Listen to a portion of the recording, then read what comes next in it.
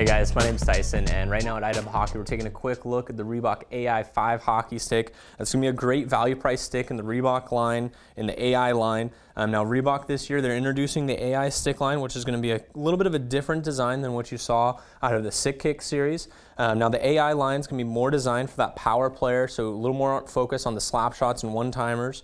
And then one thing you want to note is that this stick, along with all the sticks in the AI line, are using what Reebok's calling the 2-to-1 power taper ratio. Essentially what this means is they're using different strengths of materials on the sides of the stick. So you actually have a higher strength rating on the top and bottom of the stick than you do on each side. A couple things that this is going to do is, one, it's going to offer a more stable feel out of the hockey stick, as well, so the stick's not going to want to distort as much when you're taking a shot. It's going to stay closed and a little bit truer, so it's going to have a little better energy transfer.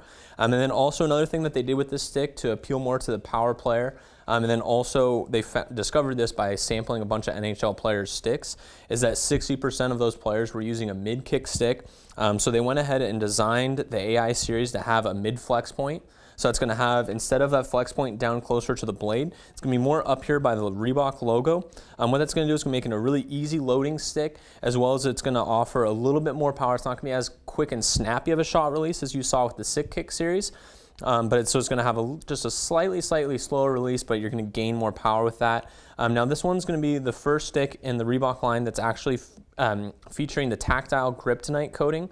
So you can kind of see here that graphic print of almost looks like a chain link or like a honeycomb material. That's actually going to be the texture that's on the stick. So what that's going to do, it's going to offer just a little bit more of an enhanced feel, a little bit better stick control out of stick. And that's actually running from about right here on the stick all the way up until the end of the handle.